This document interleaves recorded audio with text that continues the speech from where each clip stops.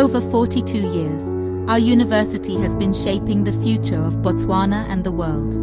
With over 20,000 students and a diverse range of 59 departments, we provide a world-class education across 8 faculties.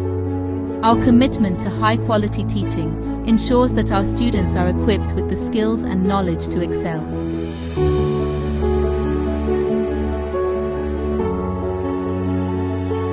Join the ranks of over 90,000 alumni who are making an impact in Botswana and beyond. Ladies and gentlemen, thank you for tuning into the Punchline Podcast. My name is Lawrence. As you always know, where you have to watch your favorite podcast in the country, and we are growing in the region. Right now, we are looking at our statistics. They are glittering. 3.8 million impressions in the past couple of months, and we are looking at around 300,000 views. But look at it all. I encourage you to keep on supporting us. Diamonds may be losing their glitter, but remember that content is the new gold, and where we are going. Information is power, is knowledge. And this is exactly why we are here, and I know this is exactly why you are here. Today in the Punchline Podcast, I'm joined by a very special guest, a man at the helm of Botswana's oldest university, a scientist, a reformer, an education leader who has spent many years shaping minds across the US, South Africa, and right here at home. He's making 8 years as Vice Chancellor of the University of Botswana, driving research, partnerships, and institutional change. Please welcome Professor David Norris to the Punchline Podcast. Thank you so much. My elder, how are you? I'm doing very well, sir. Thank you. How are you? I'm doing fine. Yes. It's great to have you across the seat after a couple of times. Indeed. I mean, last time we had an engagement was around COVID. Yes, yes, some years ago. I don't recall what was happening there, but you leading an institution of vibrant minds and whatnot, there obviously was something to do with the unions. Yes. That they needed some engagement back and forth. It was centered around that. Yes. Yes. No, exciting times. So before we get into the reason why we are here for, let me just get to know how you are. How have you been? It's been a year. There's a new establishment in place. You are still at the helm of the same leading institution. What do you see? Yeah, I would say it's mixed feelings. Okay. You get inspired when you see progress being made, and then sometimes it gets tough. It can get very tough because remember we are implementing 2 major projects, which is really the implementation of the new strategic direction of the university. We are also saying we are transitioning into a high performance organization, doing things differently. Basically, the essence being we want to do all our process must be efficient, effective, and then you're also going into a new structure, new configuration of faculties, departments, and so forth. So you have basically three large projects that can take a toll on anybody's life.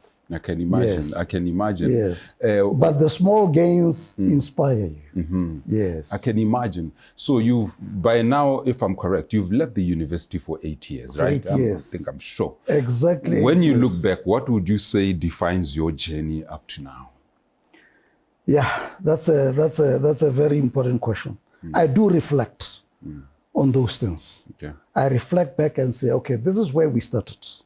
This is where we are. Okay. I have 2 more years. When I leave in the next 2 years, that is if it will be 2 years, would I have achieved what I set myself to achieve when I joined the university on the 1st of December 2017? But I would say with comfort that I think my leadership has been transformational. Because most of the things that we've been doing at the University of Botswana or are doing right now are really transforming the culture, transforming the way we do things. Yes. So you will say that right now, despite all the challenges that you have seen, all the experiences that you've gone through, possibly also all the positives that you have sort of had an oversight on, that you Do you feel fulfilled, or you still feel like there's a lot you need to do? Personally? Frankly, yeah.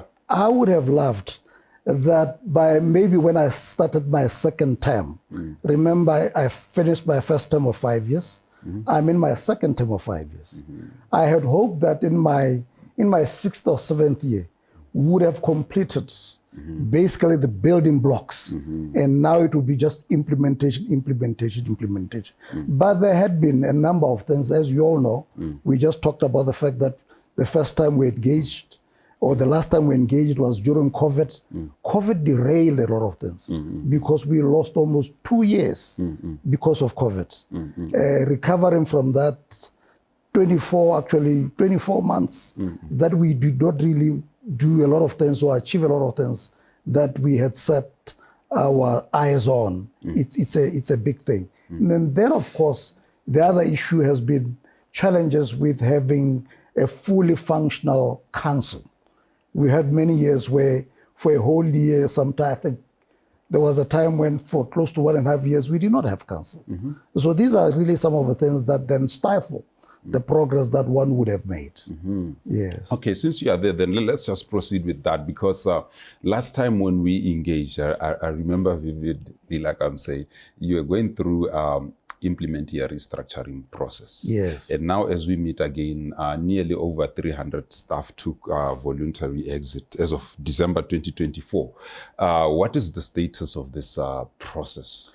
We have come to the end of the process. Basically, it's now what we call mopping up. Yes.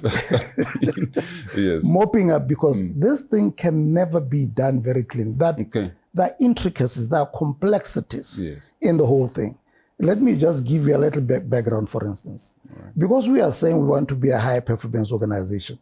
Now you must then say, the people that are there, the staff that are they fit for purpose?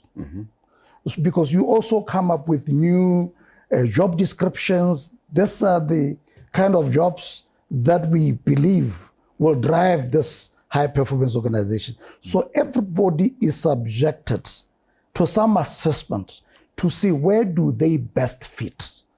I think it's important that I mention that it's not about saying, no, we don't want people. We want to say, you are in this position, but we feel you can be optimally utilized, or you can perform optimally when you are here. So you then look at all these things and say, okay, where's the best fit for you? Where's the best fit for you? And it's a long process. If you think about over 1,000 staff members, all of them being subjected to this exercise, and we even say, you apply for 3 positions and we see where you best fit. Now, just think of the number of interviews that you have to do. It's a massive exercise. And it affects day-to-day processes and stuff. Exactly. And remember, you have day-to-day things.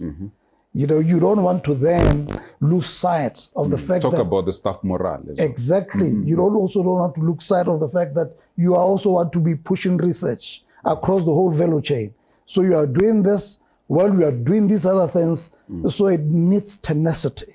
Not only from management, but everybody involved. Okay. Yes. Government has said that funds are tight repeatedly over the time. I mean, it's not a new thing now. But the restructuring process had already been in place and already being under implementation. Where does the university actually now get these resources from to honor things such as exit packages, to really implement the restructuring process? I can imagine it might involve rebranding and all sorts of things. Please let me in on that. Yeah, thank you very much. One of the things that I said when I joined the University of Botswana is that, colleagues, let's look at the global trends. There was ample evidence from 2010, actually, that public-funded universities are now getting a squeeze. And they had to change the way they do things and really increase what you call third-stream income generation. Okay. A lot of universities were already on that path because there was dwindling support from governments. So I was saying to my colleagues when I joined, do you realize that the amount of money that we get from governments will very soon, actually, it was already showing. Because when I joined UB, 3 years before I joined, we had not received one single pool of what you call capital development funds, which you use for maintenance of your infrastructure, your equipment, and all those things.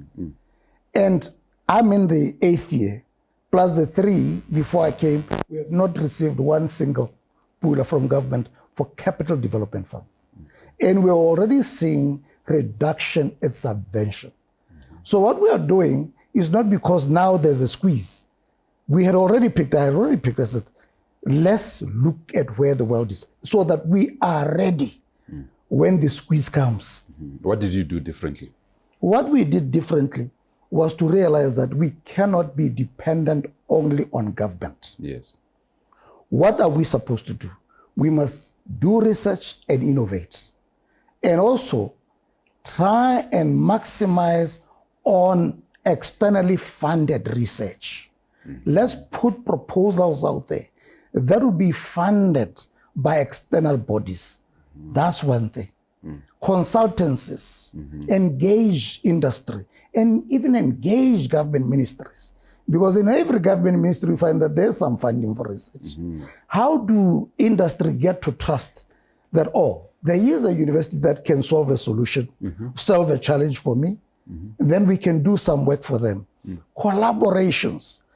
The fact of the matter is that universities that have been getting funding are those that are collaborating and applying for research funds as consortia.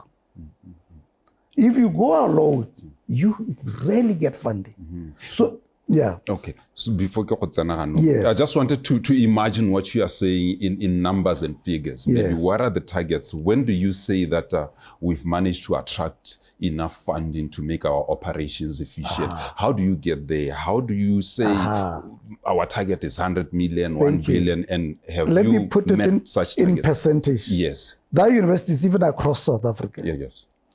Universities such as Stellenbosch University, UCT, Yes. you find that what they generate as third stream income is more than 50% of government support. Okay. Coming from their consultancies, coming from research, and coming from the selling of the IP. Because if you have IP from your research, then you can sell it to an investor. These are the people who are doing it. Stellenbosch University, if I may use that as an example, the wine industry in South Africa is powered by what came out of Stellenbosch University. That is why South Africa is where it is, because of Stellenbosch University in wine research. That's powerful. So these are the things that we ought to be doing. And I'm happy to say we are on the right path. Okay. We have great staff who now see this is where to go. So I'm happy. Okay. So far, some staff say the prolonged restructuring has affected their ability to secure loans, their welfare. Yes. How are you addressing this real-life financial impact on employees and all the other related issues? Thank you. I'll address it. Let me just go back a little bit to what I missed. Yes. In your question, one of the questions, what you're saying, do we have the resources to fund the restructure? That's an important question. Yes. We don't, in the sense that, remember, when we started this exercise, we started it some 3-4 years ago. We wrote a full proposal on why we wanted to do this exercise. Okay. Remember that time, the wage bill, when I joined University of Botswana, was 92 to 93% of our budget. Okay. So what remains for the core business? Nothing. And then we said, but we need to restructure to look into a lot of these things. We wrote a proposal, but unfortunately, government could not support us. Okay. So in the first phase, which was the voluntary exit, we got a loan, which we are servicing. And in the next phase, if there is going to be involuntary exit, we may have to then look again to the banks and see whether they will still be ready to help. If you give me a ballpark figure, how much does it take or do you need to run the institution? We a year? Per annum, we need up to 1.5 billion to run the whole entire institution efficiently. Yes. So currently, if you say you have moved the wage bill or your operational costs from 92%, if you said, You've We are reduced now them? we are now at 72. At 72. But we want to move it ideally. If you are really going to be self-sustaining, financially sustainable, your wage bill must be at 65. But if we reach 67, 68, we'll still be happy. Okay.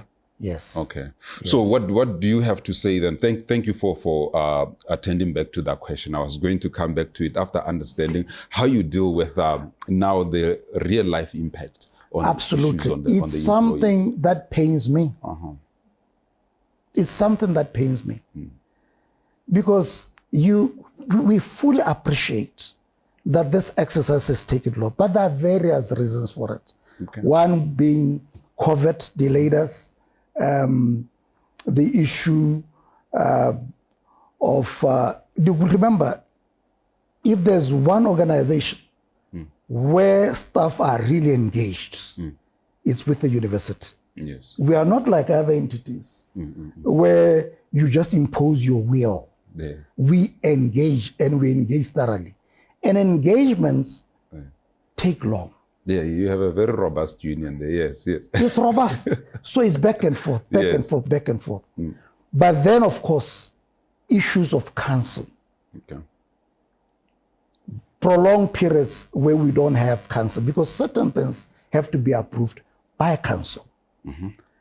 We must also concede that probably we also did not comprehend fully the magnitude of the exercise. I mean, going back to what I said about the number of interviews that people had to go through, the number of interviews that had to be done and so forth, it was a massive, massive exercise. But like I said, we are now at the final stages of this exercise. We even signed an agreement with the time frames now that this is by, I think it's by February, everything will now be done.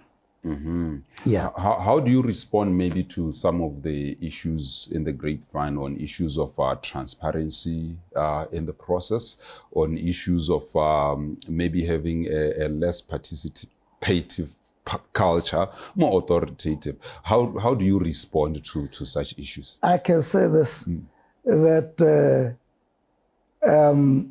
these things take time.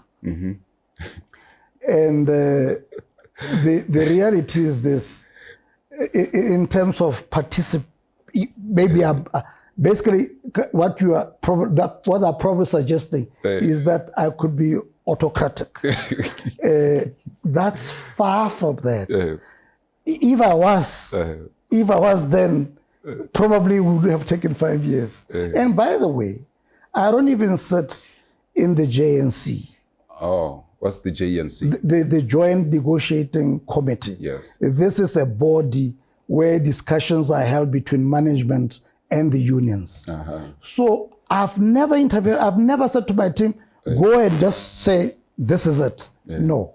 I say, let's just do things in a very, very transparent manner.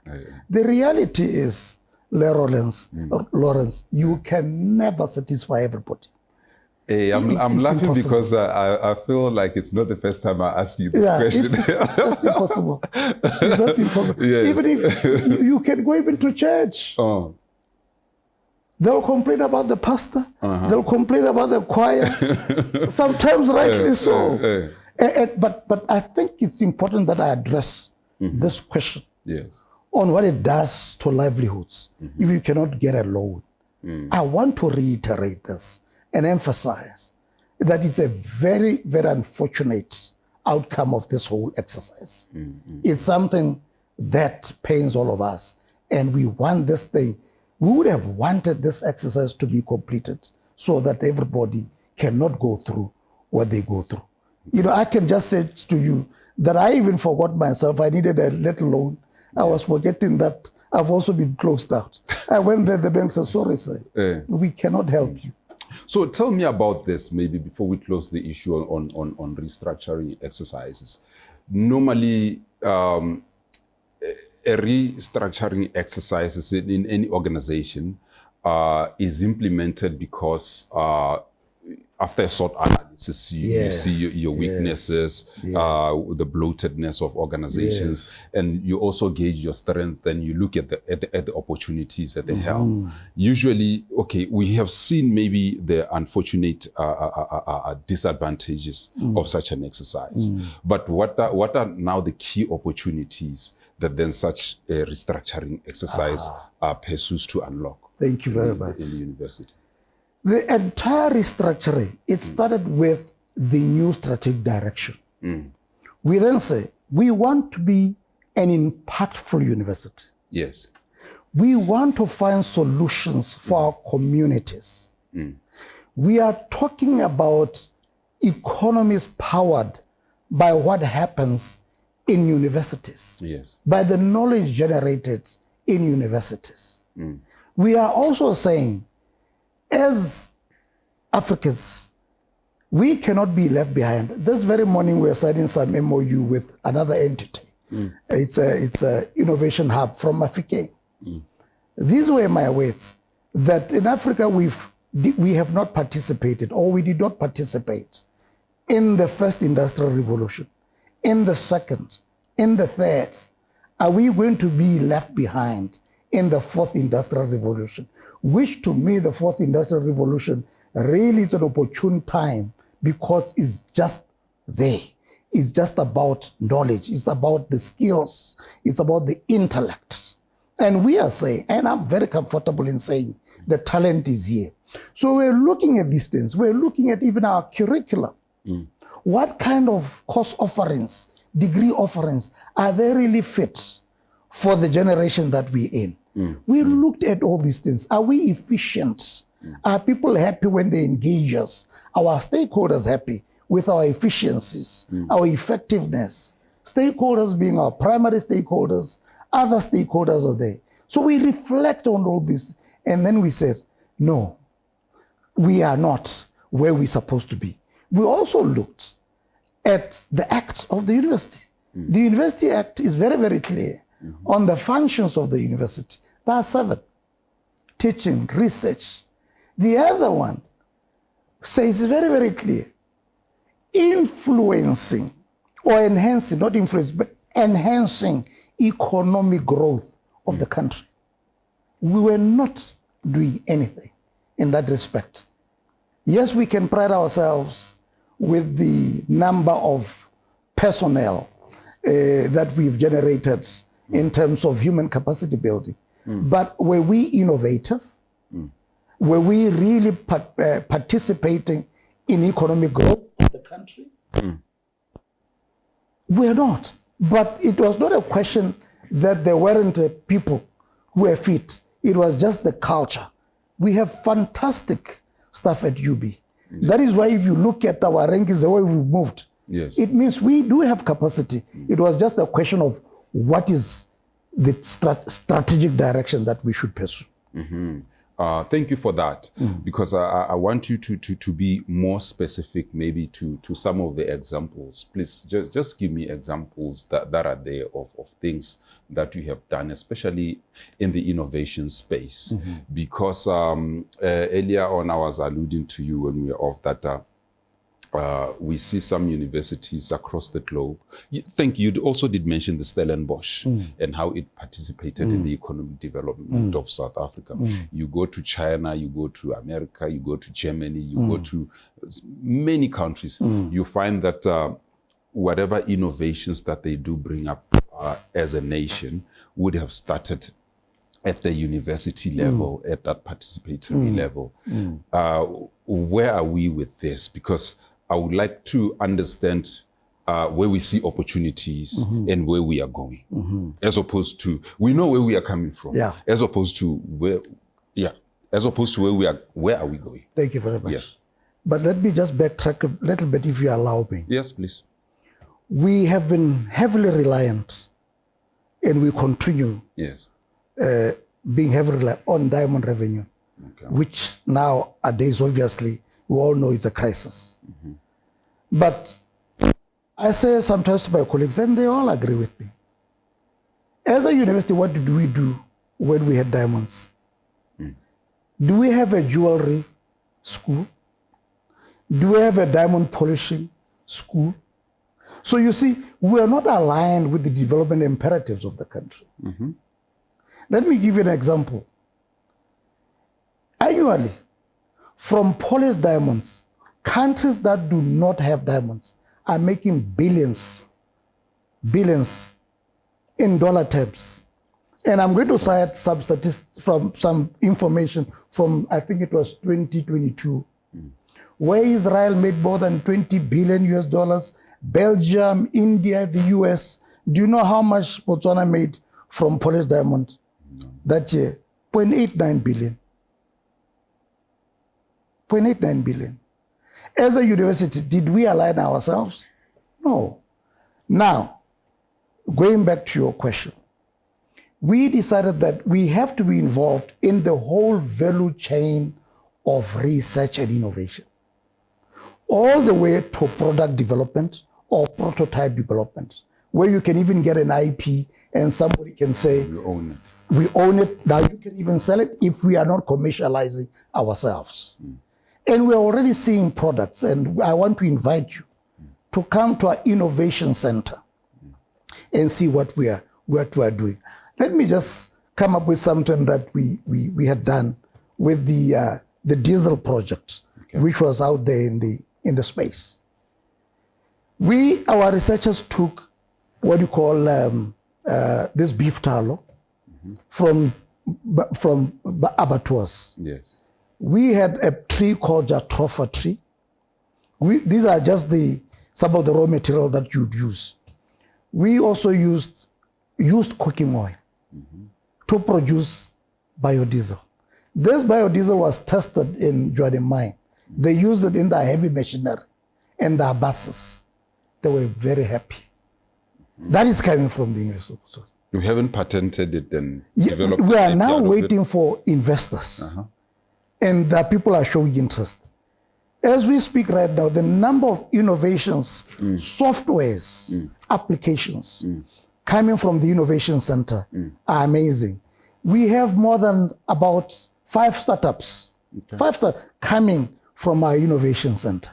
And we have a number of products that are coming from our Innovation Center. We are now going beyond, because this is what we're doing. We have a department called Department of Industrial Design. And that is why sometimes I'm saying, we have let down our young people. We have not created a nurturing environment and an empowering environment. What we used to do, and it's not only the University of Botswana, even Africa, these young people every year, as part of the assessments, they come up with maybe innovations, implements, all kinds of things. And what they do, they're just assessed.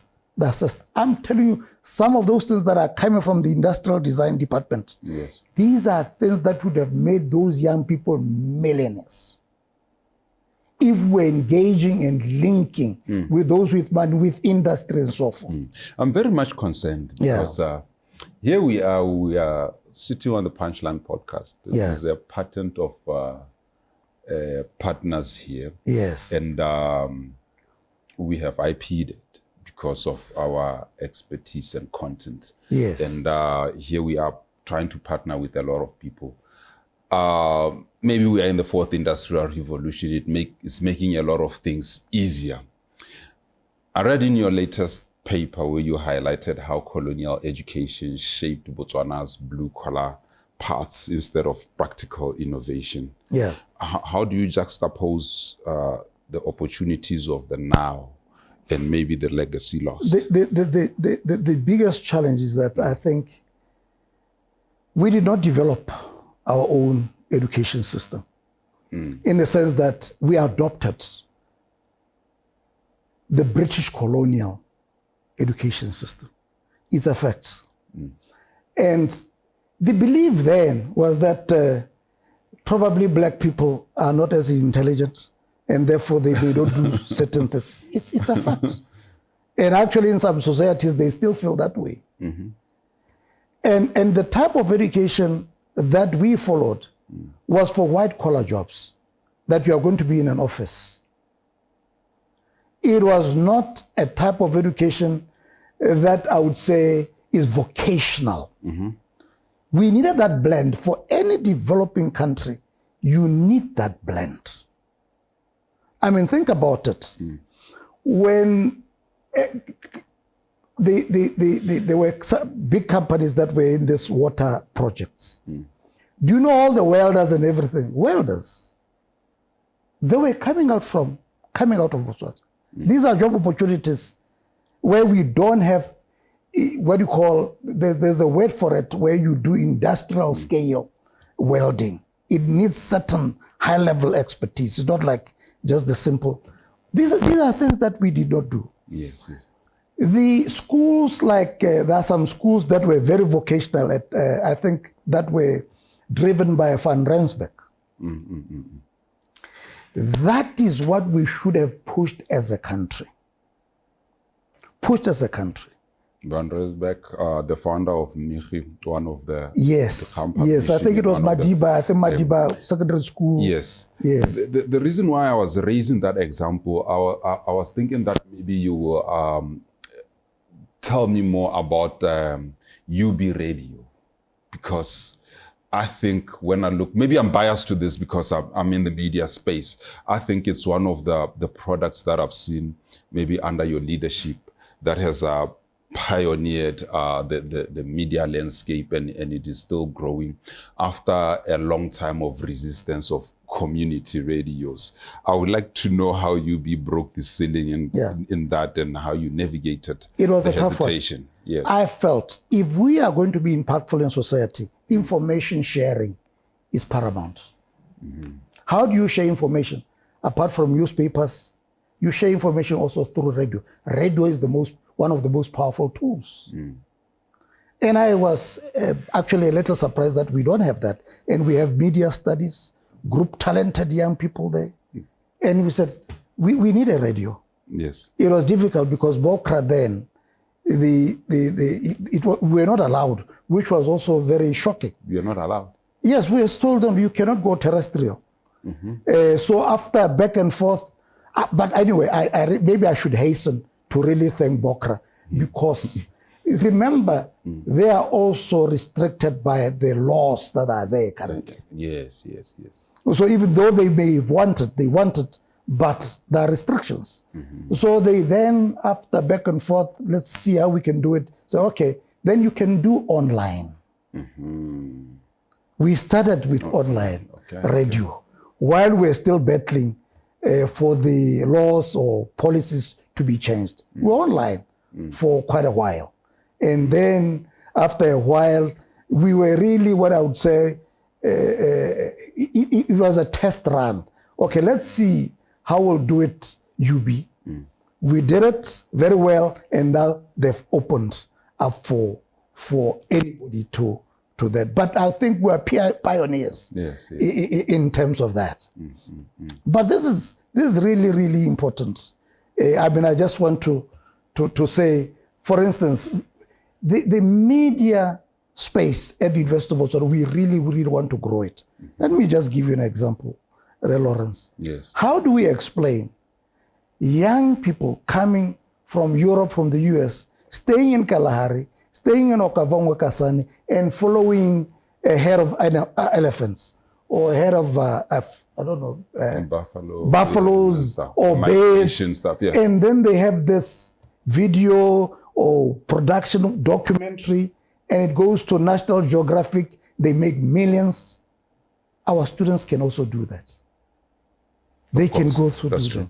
And we are the ones who should be selling content to these international television stations and so forth. Not people coming from outside, taking the money, selling. It has to be us. You are now speaking my language. Yeah. Like as we started earlier on, I said, now I see the future of our industrial development being driven through content. Yes. Content. Because if you look at the landscape right now, before we go for a quick break,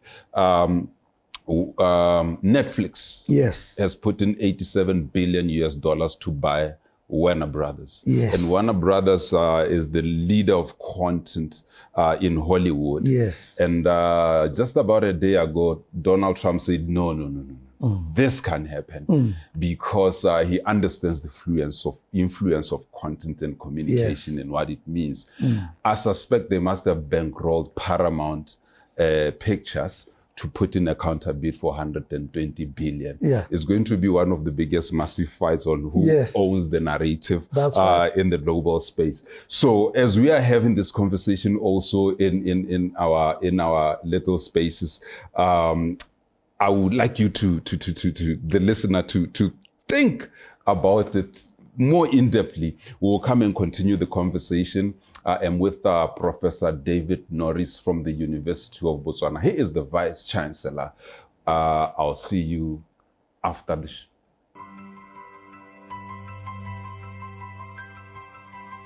Every journey begins with a single step. For our students, that step starts here, on a vibrant campus where dreams meet opportunity.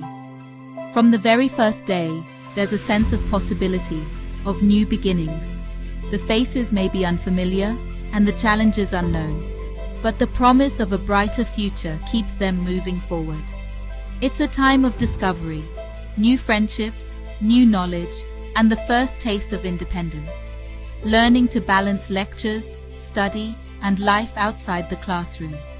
And when the pressure builds, they find strength in each other, creating bonds that last beyond the university walls.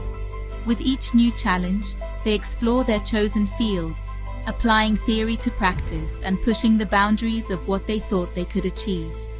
They find their voice, their passion, and their purpose. The journey isn't always easy.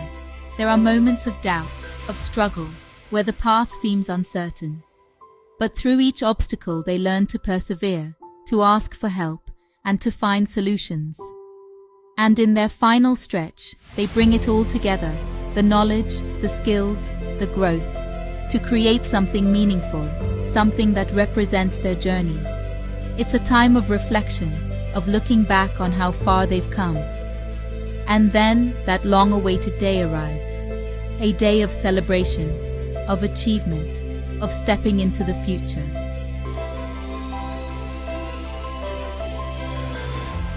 University of Botswana, creating a future for the knowledge generation. Thank you for staying tuned in. It's the Punchline Podcast, and I am Lawrence Seretse. Let me jump straight to it. Professor Norris, when we went for a break, I was still explaining something that is permeating itself in the global stage right now. The fight for the narrative. Yes. Using content. Content producers, and whatnot. But I want to get your perspective as a leader of such an institution where, for example, we understand how content shapes elections and perceptions. Yes. Earlier on, when you're speaking about community radios, one of the reasons why Bokra was reluctant through research is that they were referring to as for the content space in some countries like Rwanda influenced a whole nation into falling into genocide. That's how powerful content and what we do as media. And I don't want to specifically say media, but I want to say content because research is content. Yes. Which an institution like yours does produce. Yes. Where do we find ourselves in that thinking with the power of knowledge that we should be harnessing and leading our own narratives? The story of diamonds started as content. Yes. It was a story that stole their hearts and it became a whole economic backbone of ours. Yes. What's our new story? And where do we find, as an institution, what role are we expecting to play in that new narrative and the story of our country? Yes, we recently signed, and we did it during that performance. Yes. Because we wanted to make it impactful. So we signed with Mopato. Yes. We want to collaborate with them because we also what we call visual and performing arts at the University of Botswana. It's a program. We have talented young people. So we are saying we want to partner with you. We want to partner with the music producers. We want to bring vibrancy. We want University of Botswana to be the hub of creativity, the hub center of entertainment. This will also be helpful to our students to see the value in content, in creative arts.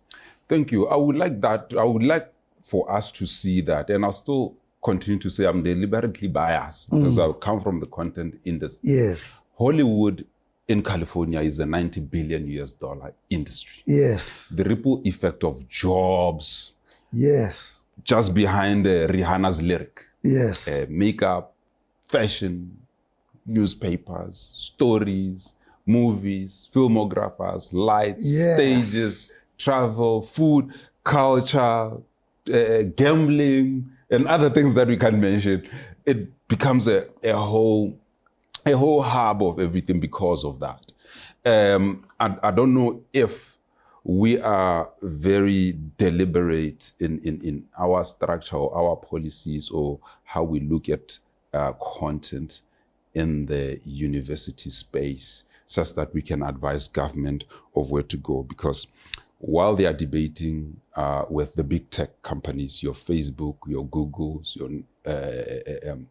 YouTubes, to be able to pay content producers here, we need to fill that gap in the disconnect. I don't know where. I like the question. Yeah. The content and all this creative arts in South Africa generates close to 6% of the GDP. The GDP.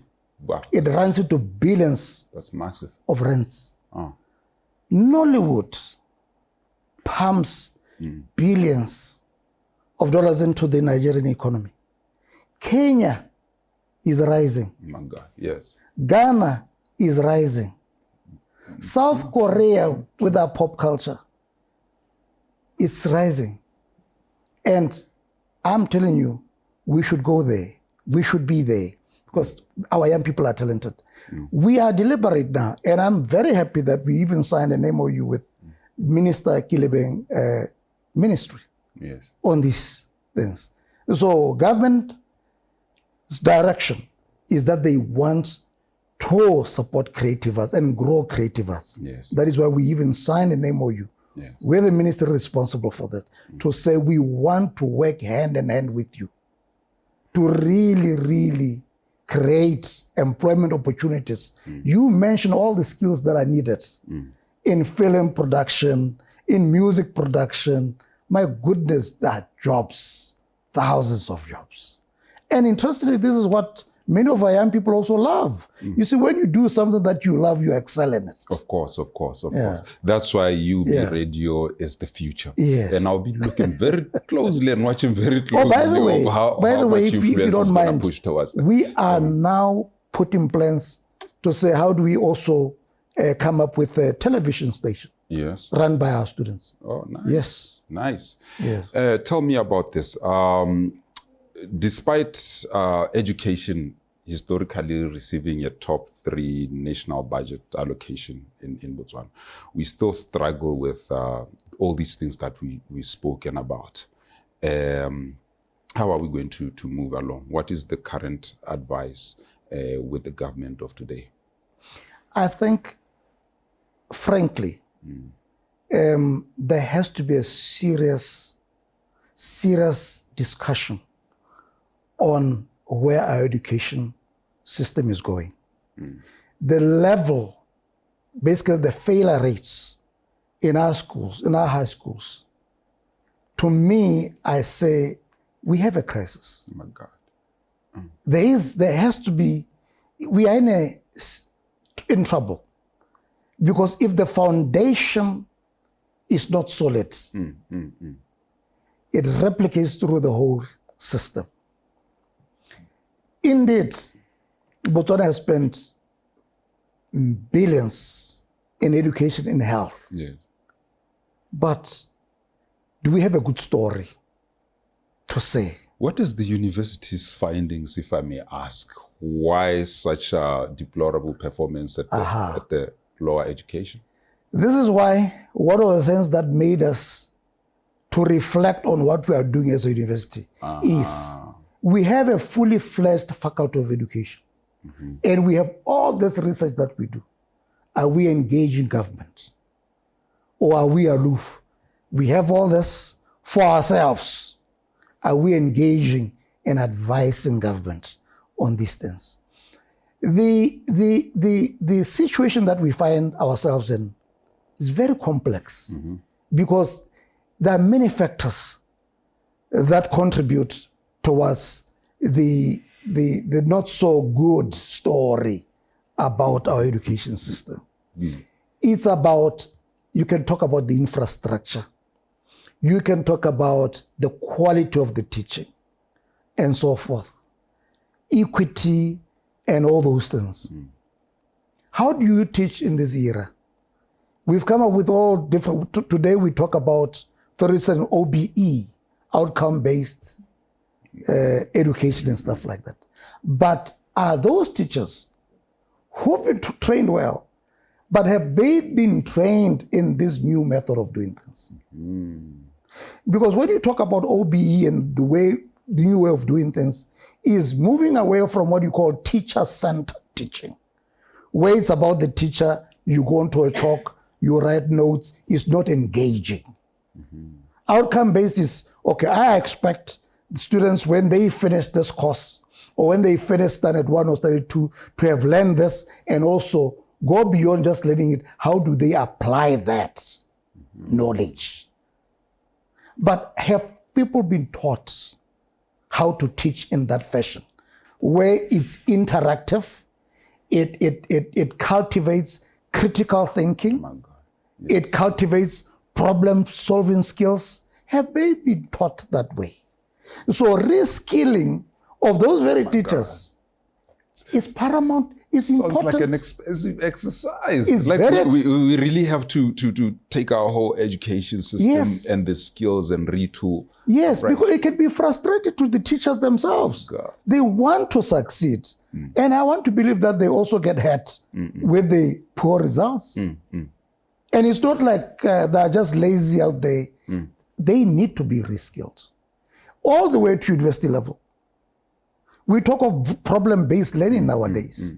Problem-based, because I have seen, sorry to interject, no problem. Because I have seen a situation where a primary school teacher of age wasn't too tech savvy. Yes. But the students they were teaching at standard 2 and 3 were extremely tech savvy. Absolutely. Because at home they're exposed to that and all the likes. So have you observed that mismatch? And what does it? You are saying something very, very important, which I had left out. Even literacy in basically digital skills. Do they have those skills? We talk of AI. I've seen it that way. Yes, yeah. We talk of AI. But is there AI literacy amongst those teachers? When we talk about these things, we expect them, I think at one point government was issuing laptops and so forth. But are those... You see, yes. The issue of power of contents, what the kids watch every day on YouTube, all these robotics, influences also how they may want to learn or how already knowledgeable are they about certain things. Yes. Such that if you bring curriculum where Kebona Nana Alela, I don't know. I'm just yes. No, you're absolutely right. I mean, you find that sometimes these young people actually know much more than what they even learn in the classroom. So, but the classroom is also supposed to empower them to learn even more. So what does it say about us? I mean, we are 5 years from our 2020 Sustainable Development Goals deadlines, and you are painting a picture here. I can see the optimism in the picture, but are we on track in the areas driven by education? I'm a little worried. I'm a little worried, but I like the direction that the country is taking. Okay. Now, the most important thing is the mindsets of people. Work ethics. Okay. Work ethics, sometimes there's one word that that I like using, and I was amused when the president also likes using that word, agility. Oh, agility. Yeah, I thought Are we agile? Yes. Are we agile? Things that can be done in an hour. In this country, we take 90 days. It's a fact. We need to change the way we do things. If we change our mindsets and realize that time is not on our side, we need to change the way we think, the way we do things. All those sustainable goals, to achieve them is possible. But we need to change the way we do things. Move with a bit of speed. If we don't, it may not be feasible to attain or achieve those. But if we do, which I believe we can, we will. Let me wish you luck. You are the leader of the highest institution of learning. By the way, nowadays, even with universities, we are assessed on whether we are helping our countries to achieve sustainable development goals. Oh, okay. Yes. That's powerful. Yes. I would like to keep track on that. Yes. UB is now officially listed on Times Higher Education. What does this visibility mean for our global competitiveness? This visibility is awesome. One, when you are known for excellence, you don't have to be running to people with money and say, please fund us. Because they just say, your track record. Would you bring value for me? But if you are known for excellence in your research, in your innovation, people come to you. That is why universities such as Cambridge and all these, they don't struggle to get funding. People just approach them. Hey, we have money. We want you to do this. They pour millions. And this is good for us because people will now come to us and see that, no, these people can actually find a solution for me. It's also, we also see with the manner in which we get a lot of interest from renowned universities. They want to work with us. Some of these funding international funding organizations, they also say, okay, you are Oxford University or you are whatever university anywhere in the world, we want to see you partnering with a university from a developing country or from an African country. They will not go to any university just because it's in Africa. They go to university that actually can add value. So and credibility. So you have European countries now say, we want to work with you on this project. Let's develop a project proposal on this and send for funding. So a lot of universities are coming to work with us. Industry partners are coming to us. Jindal Group that is working on the Mama Bule, we are talking to them. We've signed a memorandum with them. People want to work with us. This is because our visibility in terms of the research quality is coming out. On that note, I would like to understand something that sometimes we really never discuss or try to explore.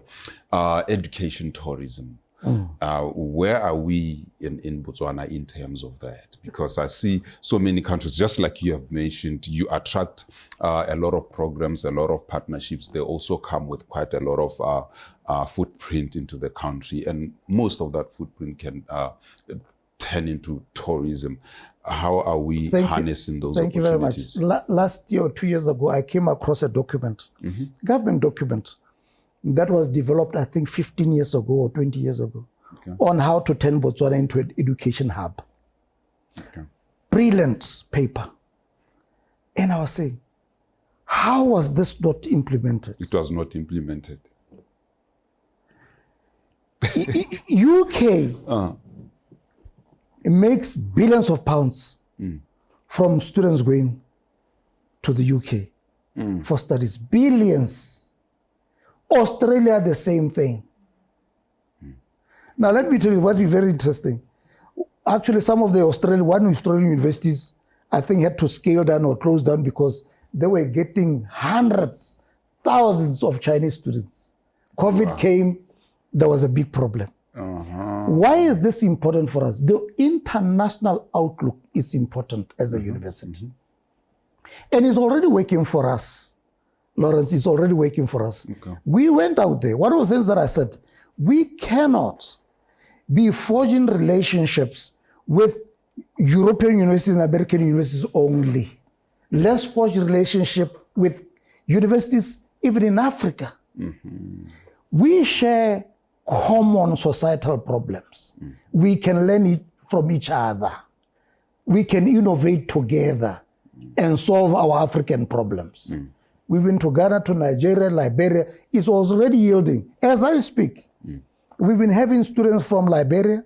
We have about, I think, 15 or so master students doing statistics at the University of Botswana because of this visibility. Mauritius, they were here. They want to bring students. We already have students from Seychelles. People want to bring students. One of the things that we need to improve on very quickly is on our online offerings. Because as we move around, there are many, many students out there who know about the University of Botswana, but they say, would like to take a degree from your university, but while we are in our own countries. What's challenging us? I mean, our internet integration. It's not really Botswana, internet. It's now how do we move our curricula into online mode and so forth. So we are in that process. Oh, okay. Yes. Okay. Yes. That's quite interesting. Universities compete fiercely for talent. Yes. Funding and recognition, like you just mentioned. Yeah. How are we building partnerships without losing our competitive edge then in the space? Actually, that competitiveness Yeah. is enhanced by partnerships. Yes. Those universities that are just there alone, Yes. they don't remain competitive. Now, the competitiveness is also driven by what you do for industry. Okay. That really creates that competitiveness. That is why in some countries, many European countries, a professor would have an office in a university and have an office in some company somewhere. And students, if the professor students are also working in that industry or in that business, what are they doing? They are doing research that addresses that company's issues.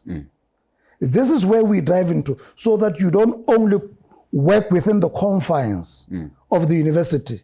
I should be able to, if you are a logistics professor, then I have my office at UB, and I have an office for Defray, this big company that's into logistics, or a big company like Choppies, because logistics for Choppies is a major thing.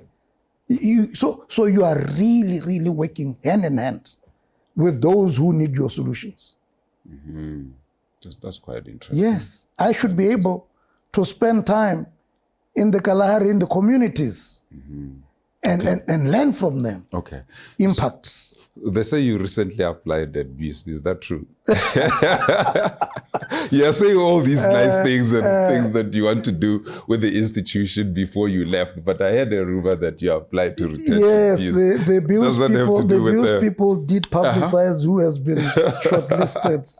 Yes. I wasn't too happy with it, but it's okay. You can have certain things that are personal. Yes.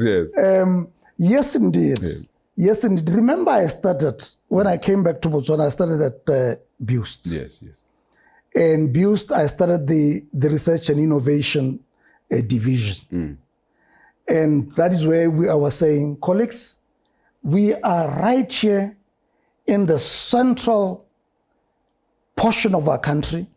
We have Orapa mine here, we have Letlakane mine here, we have Murupule power station, Murupule coal mine, we have Botswana Railways right here. Are we working with those entities? Are we working with those entities? I took my colleague, we went to Orapa mine.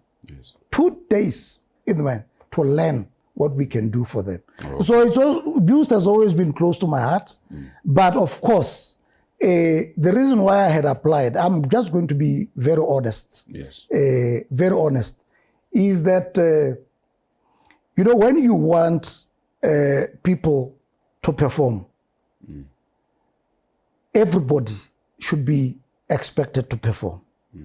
So it was also a question of the relationship that I had. I feel that I was not getting the support probably that I need to drive the university. Okay. That support I was not getting from certain portions of council. Okay. So I said, then I won't be able to achieve what I want to achieve.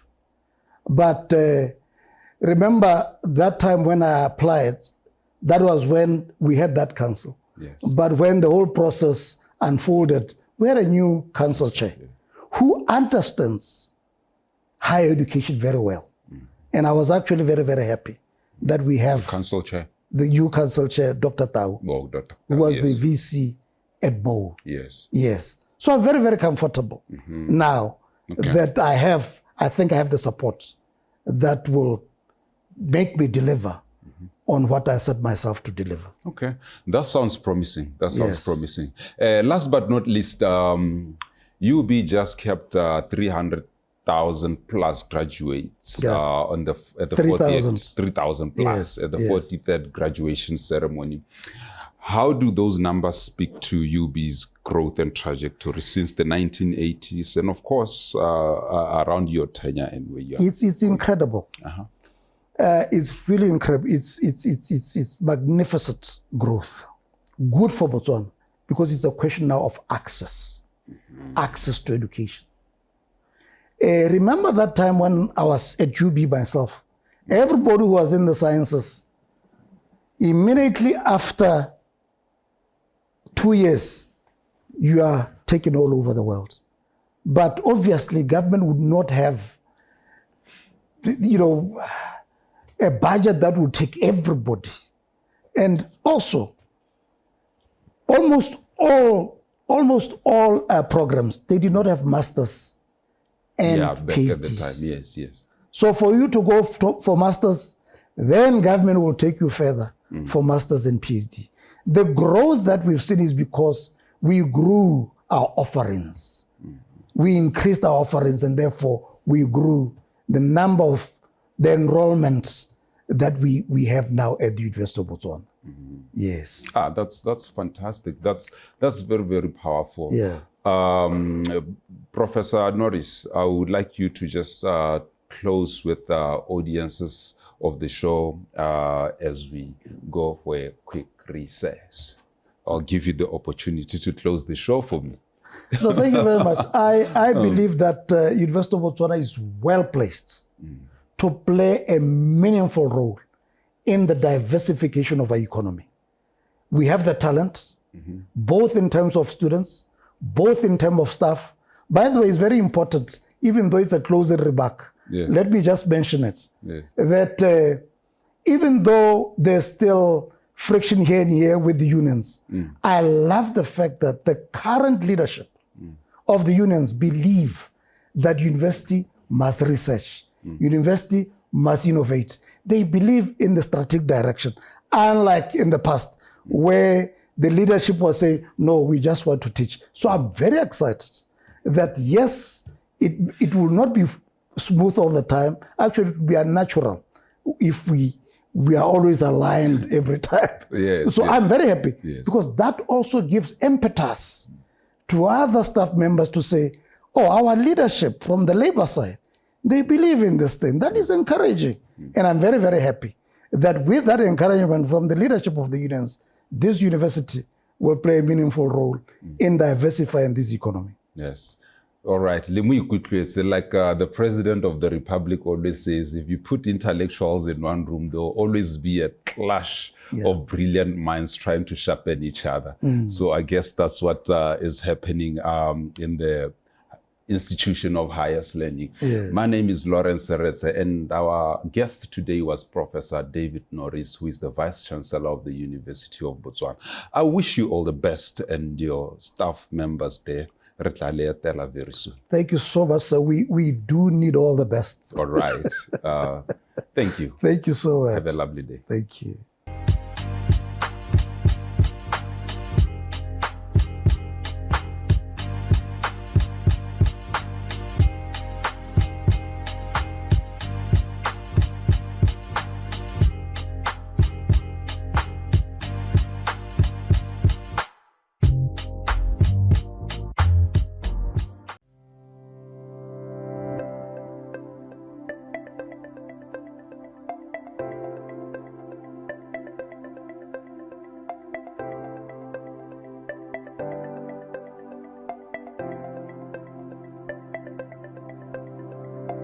Welcome to our university, a hub of innovation and entrepreneurship. Here we are dedicated to nurturing creativity, solving real-world problems, and driving sustainable solutions for the future. Today, we take a glimpse into some of the outstanding projects developed by our students and innovators, incubated within our institution. Our first project is the ground-drive fertilizer spreader. With growing awareness of the harmful effects of artificial fertilizers, sustainable farming practices are becoming more essential than ever. This hand-pushed fertilizer applicator offers farmers an efficient way to apply organic manure, saving both time and energy. This innovation not only supports sustainable agriculture, but also holds great potential to revolutionize farming practices in developing countries. Next, we showcase the Prickly Pear Skincare Project.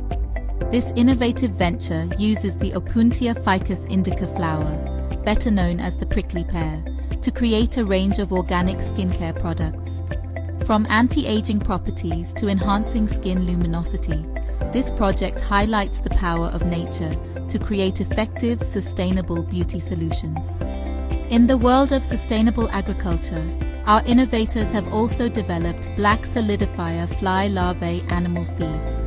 Using black soldier fly larvae, this project provides highly nutritious feed for cattle, swine, and poultry, while significantly reducing environmental waste. It's a forward-thinking solution that addresses the growing demand for animal feed in Botswana. Continuing the theme of sustainability, the Mashmod Organic Pesticide Project offers a 100% natural alternative to toxic chemical pesticides. Designed to prevent and treat plant diseases, this pesticide is an environmentally friendly and effective solution for modern farmers. For professionals in landscaping and forestry, the Tree Waste Branches Shredder provides an essential tool for reducing large tree debris into manageable pieces. This machine not only helps in waste management, but also contributes to sustainable forestry practices by transforming waste into useful resources. And finally, we present Bench Plus, a versatile and ergonomic workbench designed by one of our innovators. This innovative solution addresses the ergonomic challenges faced by design and technology students, offering adjustability, stability, and a spacious working surface. It's a tool that enhances learning environments, and with future modifications planned, its potential continues to grow. These projects are just a glimpse of the innovation happening within our university. We are proud to be at the forefront of sustainable development and entrepreneurship, empowering the next generation